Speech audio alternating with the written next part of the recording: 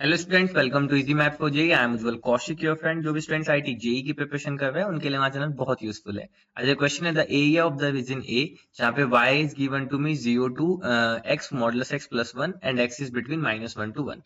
तो चलिए सबसे पहले मॉडुलस x आ गया तो देखते हैं मॉडुलस x कैसे ओपन होता है हमारा। This is x if my x is greater than equal to 0 and this is minus x if my x is less than 0। ठीक है, तो चलिए अब हम अपना y देखते हैं। तो हम y is equal to x modulus x plus 1 ये अपना कंसीडर कर लेते हैं, जबकि y मेरा गिवन है 0 से इसके बीच में। तो पहले मैं इक्वलिटी के लिए देख लेता हूँ कि मेरा फंक्शन बनेगा कैसे। तो देखिए, अब यहाँ से दो केसेस होंगे। क्या केसेस होगा? जैसे दिस इज इक्वल टू, अब देखो अगर मेरा जो x है, अब मुझे x गिवन कहां से कहां तक है? x गिवन है बिटवीन -1 टू 1। तो अब ये ब्रेक होगा कैसे? जब मेरा x जो है वो बड़ा होगा, this is greater than equal to 0 and this is less than 1। इस तरह से हम इसको ब्रेक करेंगे, इस तरह से कि x इज बिटवीन -1 टू 0। एक तो ये केस में ब्रेक होगा और दूसरा x होगा greater than equal to 0 and less than 1, क्योंकि यहाँ पे मेरा मॉडुलस फंक्शन चेंज होगा। तो जब मेरा x 0 से बड़ा होता है, तो जब मेरा x 0 से बड़ा होता है तो मॉडुलस x x बनता है। तो यानी कि यहाँ पे हो जाएगा x इंटू एक्स प्लस 1। तो यानी कि this is nothing but x square plus 1। तो मैं डायरेक्ट लिख देता हूँ यहाँ पे, ये हो जाएगा आपका एक्स स्क्वायर प्लस 1। और जब मेरा x जो है वो लेस देन 0 होगा एंड बिटवीन -1 टू 0 इस रेंज में होगा, तो जब x मेरा लेस देन 0 होता है तो मॉडुलस x कैसे ओपन होता है? -x से। तो यहाँ पे आएगा x इंटू -x प्लस 1। तो this is nothing but 1 minus x square. तो मैं यहाँ पे लिख देता हूँ इसको, this is 1 minus x square. तो अब मैंने अपने y फंक्शन को यहाँ पे ब्रेक कर लिया, मॉडुलस फंक्शन को रिमूव कर दिया, जो कि मेरा सबसे प्राइमरी टास्क होता है कि अगर हमारे क्वेश्चन में modulus function, greatest integer function या फिर फ्रैक्शनल पार्ट फंक्शन गिवन है तो हम कोशिश करते हैं सबसे पहले उसको रिमूव कर देने की। ठीक है, तो अब यहाँ से कोशिश करते हैं, इसका चित्र बना लेते हैं। चित्र बनाने से हमें आइडिया पड़ जाएगी एग्जैक्ट किस रीजन को हमें फाइंड आउट करना है। तो चलिए अपना चित्र बनाने की कोशिश करते हैं। देखिए, पहला है जब मेरा x जो है दैट इज 0 से 1 के बीच में। तो पहले मैं ड्रॉ कर रहा हूं y is equal to x square plus 1 को। ठीक है, तो बहुत सिंपल है। देखो y is equal to x square का ग्राफ हम जानते हैं। अब ये है क्या? X square plus 1। तो दिस इज नथिंग बट ये शिफ्ट हो जाएगा प्लस 1 से अपवर्ड डायरेक्शन में। तो y is equal to x square plus 1 का जो ग्राफ होगा वो कुछ ऐसा होगा। ये किसका ग्राफ है? y is equal to x square plus 1 का। ठीक है, अब हमें क्या करना है? दूसरा हमें ड्रॉ करना है 1 माइनस एक्स स्क्वायर।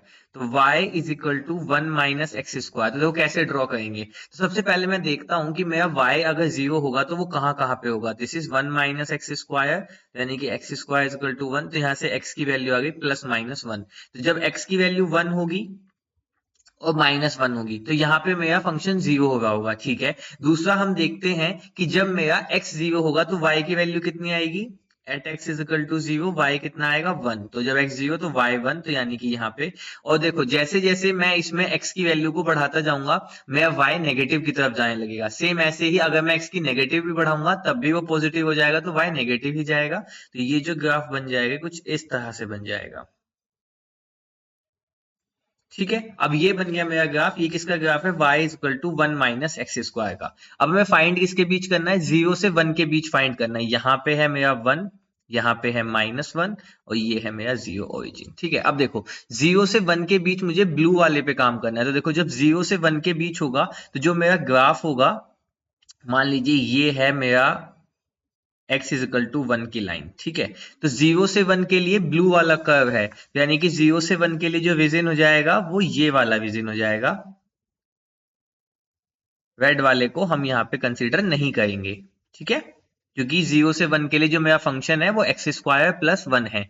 वहीं दूसरी ओर जब मेरा x जो है -1 से 0 के बीच होगा तो मेरा फंक्शन है 1 माइनस एक्स स्क्वायर। तो यानी कि उस केस में जो मेरा ग्राफ हो जाएगा, जो मेरा शेडेड रीजन या जो मेरा रिक्वायर्ड रीजन है वो हो जाएगा ये।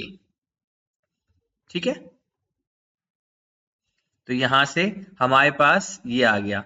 अब आप समझ गए। देखो जब ये स्काई ब्लू वाला कर्व है, जब मेरा रीजन -1 से 0 के बीच में है तो ये वाला पार्ट है, और जब मेरा 0 से 1 के बीच में है तो येलो वाला पार्ट है। अब बस मुझे क्या करना है? इस पे इंटीग्रेशन लगाना है। तो चलिए लगा लेते हैं। हमने ऑलमोस्ट रीजन अपना फाइंड कर लिया है, तो क्वेश्चन को भी ऑलमोस्ट सोल्व भी कर लिया है। ठीक है, तो चलिए क्वेश्चन पे काम करते हैं। तो यहाँ से हमारा y कितना हो जाएगा, हम यहाँ से ग्राफ देखते हैं। तो ठीक है, तो जब हम यहाँ से रिक्वायर्ड एरिया निकालते हैं तो दैट इज नथिंग बट, अब देखो जब -1 से 0 की तरफ जाएगा, ठीक है, जब -1 से 0 जाएगा तो फंक्शन क्या है, 1 minus x square dx, plus जब मेरा 0 से 1 की तरफ जाएगा तो मेरा फंक्शन क्या है, एक्स स्क्वायर प्लस 1 dx। बस अब इस इंटीग्रेशन को सोल्व कर दीजिए, आपका रिक्वायर्ड एरिया निकल जाएगा। तो यहां से हो जाएगा, इसको करेंगे तो this is x minus x cube by 3, limit लगेगी -1 से 0, प्लस यहाँ पे आ जाएगा x cube by 3 plus x, और यहाँ पे लिमिट लगेगी 0 to 1। ठीक है, तो चलिए इसको देख लेते हैं। और जब हम अपर लिमिट 0 रखेंगे तो 0 हो जाएगा, लोअर लिमिट रखते हैं तो एक माइनस तो बाहर आ जाएगा, यहाँ पे आ जाएगा माइनस का 1, ये हो जाएगा प्लस का 1/3, प्लस यहाँ पे रखेंगे तो 1/3 प्लस 1।